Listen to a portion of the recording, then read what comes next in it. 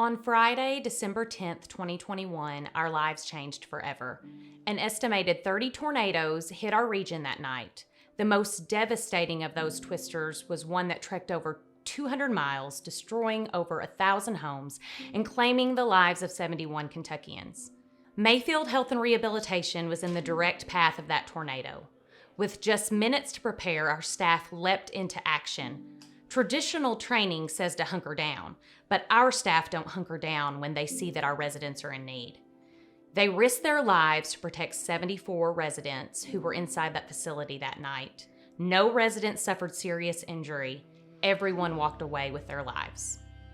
We conduct a morning meeting every morning just to discuss our day, census, different things. We had discussed that day the weather, and our administrator agreed that we should run a drill, just to prepare staff in case. We had been talking about the weather, all the local weather stations had talked about the tornadoes that could come probably like 3 days before Friday. So we had gathered that morning in our morning meeting, and we discussed, what could happen, all the precautions that we needed to take. We had done a tornado drill within the facility. All the residents and staff were participating in. They did it over the intercom, called it out, and we went through all the hallways, closing the doors, closing the blinds, pulling any curtains that we could until they said all clear. We also evacuated residents to the hallway just to kind of discuss the overall what would happen for each drill. And I had text them, my boss, the director, and the administrator, that the drill was complete and successful. The staff worked together as a team, and then we carried on throughout the rest of our day. Something I've always done over the years, I think most administrators probably do, is that, if there's going to be a strong storm that night, hey, listen, let's pull those curtains, let's identify the residents that, if something bad does happen, they're going to need that extra help to get out and all that kind of stuff. And usually it just blows over and nothing comes of it, and that's it. And we like to do those drills during the day because it helps the night staff out too, because we have less staff at night and less people to do stuff. So going ahead and pulling all the window shades and pulling the curtains and all that kind of thing is almost kind of a help out too. And it's always glass, it's always glass. Glass is a tornado's weapon for destruction in a facility like that. So it's all about protecting from glass and blankets and having extra blankets and all that kind of stuff. We knew that weather was in the forecast. We had been talking about it all week, and as the afternoon went on, it was set to become a little more severe. We kind of have a normal protocol. When there's severe weather, we do it for ice, we do it for thunderstorms, tornado warnings. I have a text thread with all of my nursing home administrators and directors of nursing, and we kind of follow the warnings, and we use that group for everybody to kind of give me the thumbs up that their emergency procedures are in place and the all clear whenever warnings are over. Approximately 20 staff members were working the night of the storm. That night, they were watching news reports closely to stay prepared. At 9 p.m., it was announced that Mayfield was in the direct path of the tornado. At that time, staff began moving residents to safe spaces. I remember leaving the facility quite early with my director of nursing and going to Paducah for a Christmas party. It was our regional Christmas party put on. It was at an axe throwing type of event, and it was with other administrators and directors of nursing in our region. The weather was great when we went in. When we came out of the event, you could just see those nasty clouds. It was just it was real angry looking out there, low-lying dark clouds. I'll never forget that. And I just remember having a conversation with our RDCS, Lynn Jones, and said, man, be careful when you're going home, because she's kind of heading that way. And, just kind of out of, everybody, we're having a good time, and everybody wanted each other to be safe. Well, I was at home with my 6-year-old daughter. We were watching the news, the live feed from WPSD. So, I just remember them saying that a tornado had touched down in Arkansas and had hit a nursing home there. And I just thought, oh my goodness, I cannot even imagine. It had 3 or 4 different paths and trajectories that this thing could take. And Mayfield was certainly one of them. We were hoping it'd go south of there or north of there, just like you always do in these things. Once it started getting closer and you could kind of see that there was potential, the team, we have group texts, and the team was talking, and, we were throwing texts back and forth, make sure we got the residents out. This could hit. It's a possibility. If it does, the expectation is that anybody that can come back in and help will.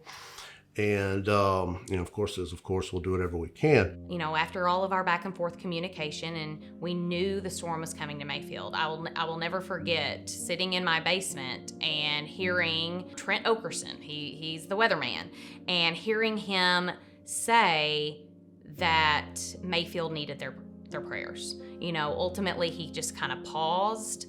As the weather was moving across Mayfield, and asked everyone to simply pray for the town and for the people. I was in, close contact with the nurses there, and they had all the residents out of their rooms that wanted to be out of their rooms, had blankets, covering them up. So we had all the necessary precautions in place, and then We heard the alarms go off from our phones saying to seek shelter.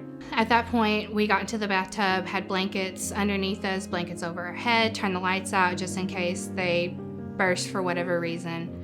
And then we sat there, watching the alerts, waiting for live alerts. The tornadoes 5 minutes from Mayfield. I saw it coming.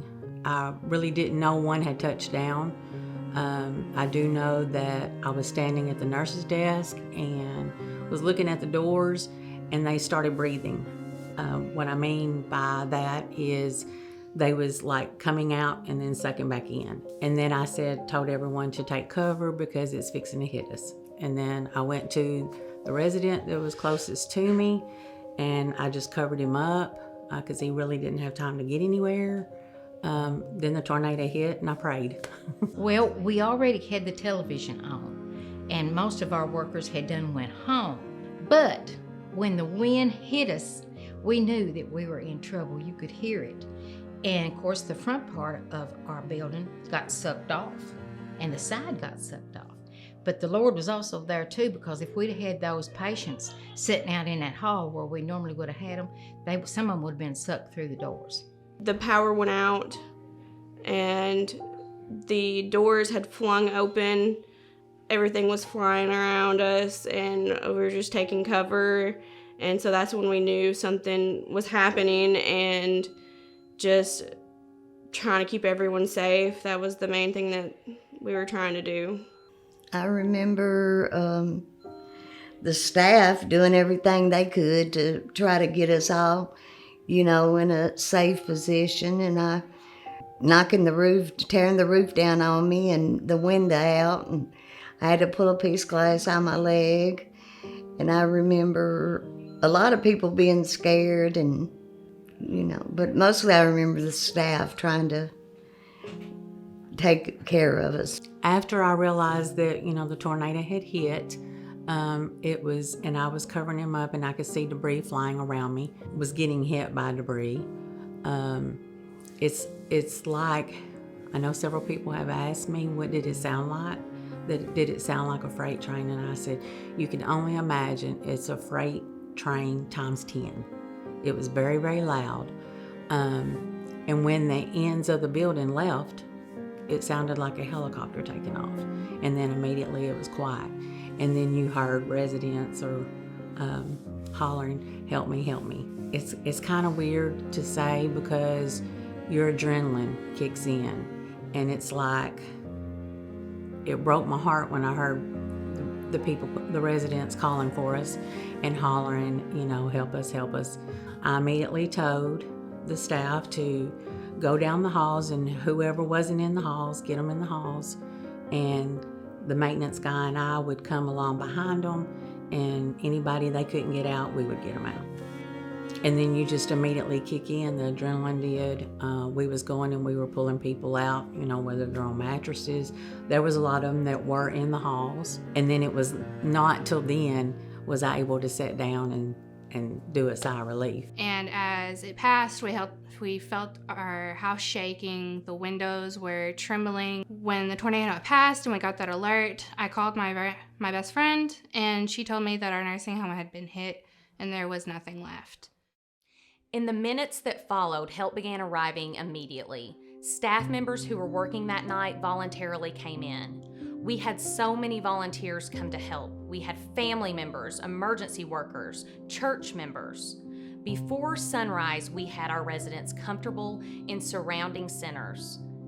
I received a text message from Mary. She was the actual nurse on duty, that the building had been hit. So I immediately got a hold of the director. She was on her way in. And then I drove from Paducah to the facility.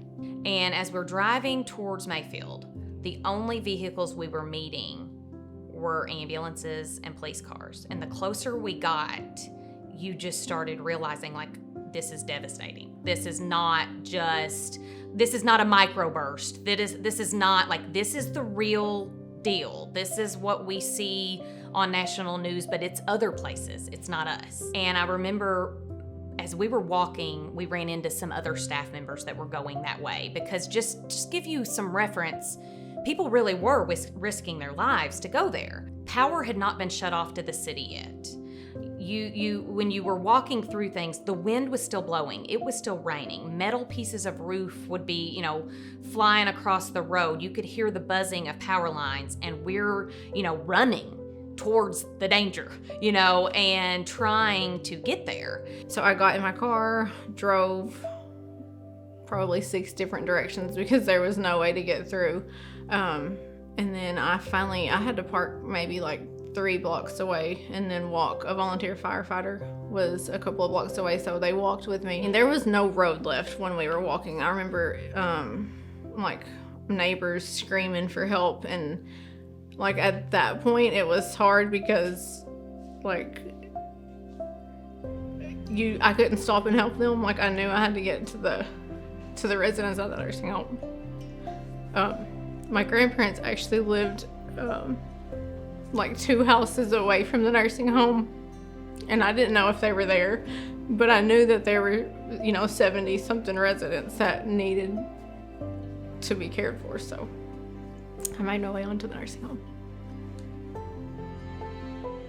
So I was running over power lines, live power lines, power poles, through people's houses that I didn't know it was their house, to get to the facility. When we parked the car, when we got in, we couldn't, obviously drive up to the nursing home because there's trees, power lines and all that. So we had to park at a landing spot down, off the main street by Red's Donuts, and walk up. And it was kind of weird walking up because you lose your bearings because buildings are knocked down. And I'm not a real good east, west, south guy. I'm a landmark guy. It's for directions, and all the landmarks were down. So I was like, oh no, And lo and behold, we had another nurse, our night nurse, and her daughter, and her boyfriend were there, and kind of helped us navigate to the facility because we were all going to the same place for the same reason. And I just remember coming upon the facility and saying, oh my God, I was like, boy, oh boy, where do we find when we get in here? You just don't know. And go in there, and it was like, man, they're there. And they'd had the residents, for the most part, a lot of them into the common area. And I was very happy to see that. And the first thing I was looking, are there any deaths? Do we have any grave injuries? Do we have any, And lo and behold, we didn't, thank God.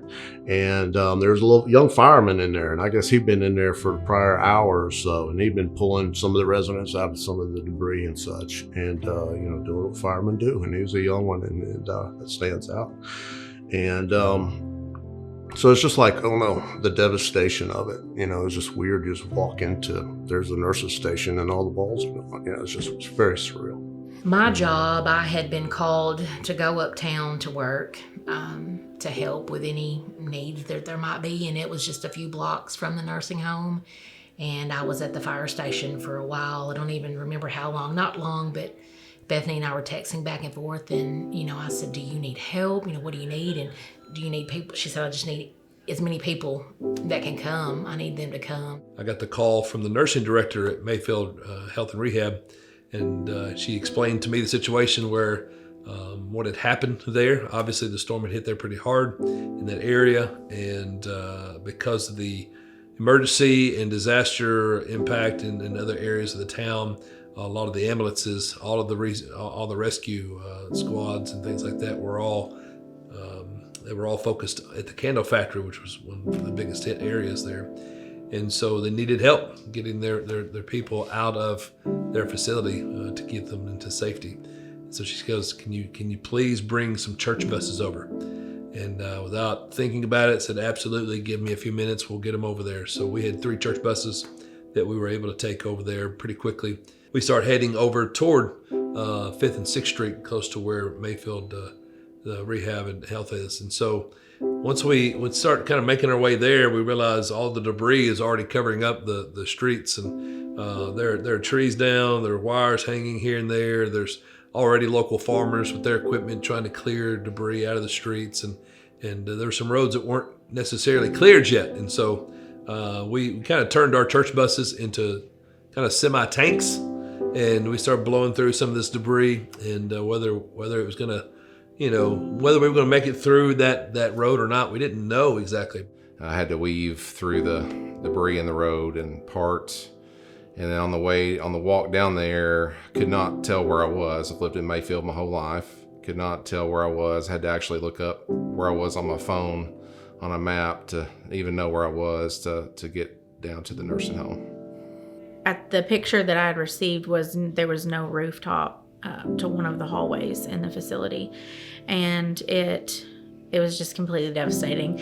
I was at home. My husband said, well, there's no way we're going to be able to get into town without the police. I mean, there's going to be police everywhere. There's no way we're going to be getting into town in order to assist. So we ended up, I was communicating with one of the other nurses that were there, and she said that there was a lot of volunteers and that they had to park blocks away just to even get close to the facility. Whenever she sent us a picture and we could see like the end of the hall, which actually was the hall that I worked. I always worked on 200 Hall. And I saw like half of the building missing, and I was like, oh my goodness, this is serious. So I started getting anxious, and I remember I was in the closet with I have twin babies, and then my 8-year-old and my husband. And I remember telling him, I have to go. Tina come through there, and Tina had already hurt her ankle. And I'm so glad she come before I did. And so she and I had to get the 100 aisle out. And then by that time, our tile was falling out. It was beginning to rain. So we knew we had to get them somewhere. And then, of course, we heard the fire truck siren before we ever got to the double doors of the building. When we got through the doors, I looked up and I saw all of our workers that had went home was coming through the other doors. They had walked from uptown down there to us, and they had their families with them. They didn't come by themselves. They come, and they was on that wind coming back down to us because they put themselves in danger to get back to us. And there was vans. I don't know how many people were out there because all the trees were down. The vehicles were mighty near demolished out in the thing. But they had the tree limbs piled up, and there was van after van after van coming this way to get us and to transport us wherever we were going. And it was just like a well-oiled machine. Buses were coming and they were going, and we were just getting people to the staging area. Well, what we didn't know, those buses were having flat tires and things and repairing them all in the midst of the destruction and getting back to us to get more residents, and we never even knew about it. The next day we found out, we had a flat tire on the way to Clinton and we had to stop and repair it, and they never missed a beat. It was just like the team and the people and everything came together. And I think I said this after the fact, there was some divine intervention. I feel like we could never have gotten everything on all cylinders like that, in perfect circumstances, let alone in the midst of an emergency. The residents were so calm. Like I said, it's just crazy. That's the only word I know how to explain. They were joking, laughing. We had one resident, just she was sat by the door, waiting for her turn to go. And, she just joked with us all night. Just kept us all, all the spirits up. I loved seeing them. I was just so happy to see them, functioning and talking, and there's, a few degrees here, a few degrees there, a few feet here, a few feet there, a curtain not there. I mean, it could change everything. I mean, one death would have been unacceptable, much less 5 or 6. I couldn't imagine. So lost nobody, and even 2 got carted off in the ambulance, and they were back in the facility the next day. So it's it was a miracle, just to be honest with you. And the human effort that took place, and then I'm gonna say staff, but also family members. Man, we had residents' families in there helping, good old farm boys, big strong folks, and in there doing whatever could be done. Since the tornado, I believe that the staff has gotten a whole lot closer. You go through something really traumatic, and you don't really know what you have until it's gone. So a lot of us are, we miss the facility, but most of our people are still here. So it's easier for us to be together, and it's more comforting for us to be together. Not only for the staff, but for the residents too. The residents that came from Mayfield into Green Acres were welcomed with open arms, but seeing a familiar face into a new building, it was very comforting for them. We don't look at them as staff. We all here look at each other as family. So they don't get any better than Bethany and Cassie. They don't do that. They would do anything for anyone. They didn't have to do some of the things they did, reach out on social media to me or thank me for the help I did, which I didn't. That's not why I helped that night, was to receive the thanks, but it was nice to be appreciated in that moment. Also, just for them to recognize that there were other people around that night trying to help and do what they could, and I was blown away with how they knew, knew every single patient, where they were going, trying to find them a place to go that night. They're being taken care of, and I know a lot of grandmothers, a lot of grandfathers, a lot of aunts and uncles, brothers, sisters, moms and dads in these facilities, but I know they're being taken care of as if they were taking care of their own family. Situations I've always seen, they do. I think these guys are doing a great job. I think the staff at these facilities just continue to go above and beyond. I know the nursing director personally, and for her to be able to reach out to a local pastor that night and to say, hey, we need help, and expect us to show up at a moment's notice. I'm thankful that's the community that we live in, and I'm thankful that we had a relationship with that facility and with that group. We all really miss our building. We're glad that some of us are here together, and even the residents, even for the longest, when I went to different buildings and some of them were here and some of them was at different of our sister facilities, they would say, Tina, we just want to go home. And I'm like, I know, but our home is not there anymore. So we have to make home where we're at.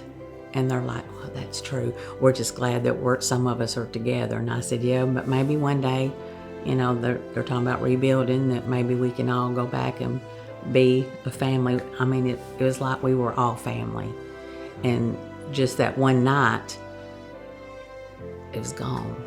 And I know I wasn't here. I was at another building working, and some of our residents there, and the one that I talked about before that I shielded him, he thanked me because he's at another building and I was there, and he's like, I was like, do you remember the night? And he said, yep, you covered me up. And I was like, yes, I did.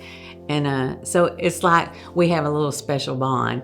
So when it's like now some of the residents that's here and I go talk to them, they're like, we're so glad you're here. That's another piece of our puzzle that's just gotten back to us. We've got a bond now that we have. Nobody can ever take that away from us. And I said, you're exactly right. I think the main thing that I can remember from that night is how blessed we were as a community, as a facility. Even though it's not standing anymore, the patients are all safe, and the staff, I think they're stronger as nurses, as people, and they'll be very well prepared for anything that comes in the future. I get emotional when I think about it. That's what hurt the most, I think, was losing that continuity of staff. We worked real hard as a team for a year and a half on a building that wasn't performing very well.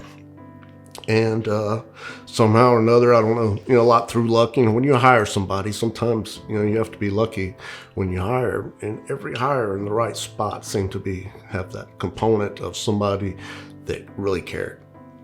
And so, lo and behold, once we made certain changes in our staff and our leadership staff, particularly with DON and ADON, those are just two ladies that, they're special. And people want to work for them. So they were able to attract CNAs and nurses that want to be a part of their leadership. Things were just coming together, and we were just, it's hard to, the nursing home business, like a lot of other human resource heavy businesses, it's all about people and finding that right mix. And I felt like we had the right mix. And that's not easy to do. I feel like through many of the obstacles that we've all had to face within the last few years, with COVID or any type of catastrophe, we always have a plan laid out. It's executing and following that plan, making sure that the staff understand the importance and exactly what to do in their role. Also for leadership, we have to know exactly what we are supposed to do to be able to lead them. Us working together as a team in leadership, we can portray that to the staff to be able to do the same. And we're all very close. Our staff are like our family. Our residents are our family. We're a big family.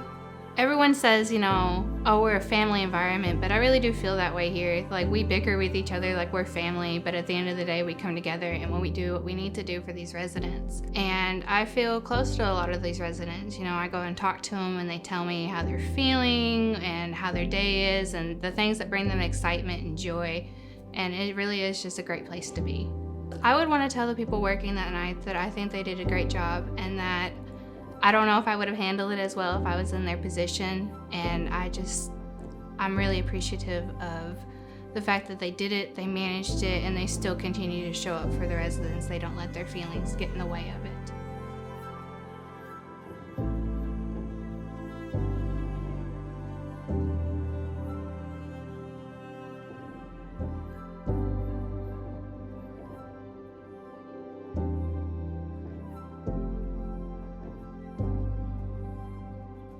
It's easy to say, like, you have a good team. And it's easy to say that, people that work in long-term care, they're special or they have a heart. But until you experience something like this and you witness it firsthand, like, it truly is a heart like no other. I am so thankful for the people that were there. We are open 24 hours a day, 7 days a week. Those folks did not have the luxury of clocking out early, leaving, going home, hunkering down. Many say, well, they could have. There wasn't anybody making them stay there. They could have left. And I said, absolutely they could have left. But a long-term care worker is never going to leave, because that is how they are built. They take care of the residents. We spend the night when a snowstorm is predicted. We make sure we pack a bag so that if the ice is too thick and they can't drive, they're going to be there. And a tornado was no different. They were going to show up. I absolutely appreciate it and can never show my gratitude enough for what they did. Thank you to Countryside, Clinton Place, Green Acres, Fulton, Mills, and Stone Creek Health and Rehab. We couldn't have done it without you.